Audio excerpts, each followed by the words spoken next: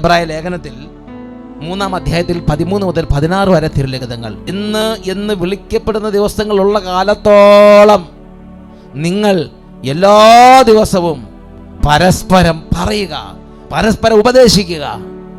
ഇന്ന് എന്ന് വിളിക്കപ്പെടുന്ന ദിവസങ്ങളുള്ള കാലത്തോളം എല്ലാ ദിവസവും നിങ്ങൾ പരസ്പരം ഉപദേശിക്കണം. ഇത് എന്തിനു വേണ്ടിയിട്ടാണ്? അതായത് വചനം പ്രസംഗിക്കുന്ന സ്ഥലത്ത്, ഉപദേശിക്കുന്ന സ്ഥലത്ത്, പറയുന്ന സ്ഥലത്ത്, വെളിപ്പെടുത്തുന്ന സ്ഥലത്ത് പാപത്തിൻ്റെ വഞ്ചന തകരും. ഇത് നിങ്ങൾ പാപത്തിൻ്റെ വഞ്ചനയാൽ കഠിന ഹൃദയരാകാതിരിക്കാൻ വേണ്ടിയാണ്.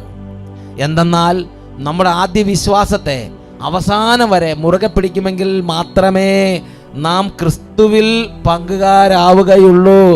ക്രിസ്തുവിൽ വളരാൻ, വിശ്വാസത്തിൽ വളരാൻ, പ്രാർത്ഥനയിൽ വളരാൻ, ദൈവഭക്തിയിൽ വളരാൻ കൂടെ കൂടെ കേൾക്കണം.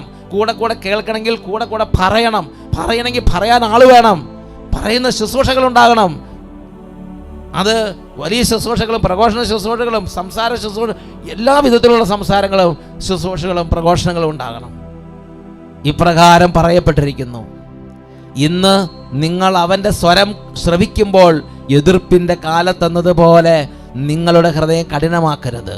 ദൈവത്തിൻ്റെ സ്വരം ശ്രവിച്ചിട്ടും ചിലരെല്ലാം എതിർപ്പ് കാണിച്ചില്ലേ? നമ്മളിത് കേട്ടുകൊണ്ടിരിക്കുമ്പോൾ നമ്മൾ എന്താണ് കേട്ടുകൊണ്ടിരിക്കുന്നത്? ദൈവത്തിൻ്റെ സ്വരം. ദൈവത്തിൻ്റെ സ്വരമാണത്. അത് ചിലപ്പോൾ നമ്മുടെ കൂട്ടുകാരായിരിക്കും പറയണത്, നീ ഒരു ശുശ്രൂഷ കൂടെ, ഇന്നൊരു കാര്യമുണ്ട്, ഇന്നൊരു പ്രസംഗമുണ്ട്, ഞാൻ ഇന്നൊരു വചനം കേട്ടു, എന്നെ ടച്ച് ചെയ്തു, നീ ഒന്ന് കേട്ടു നോക്കിക്കേ.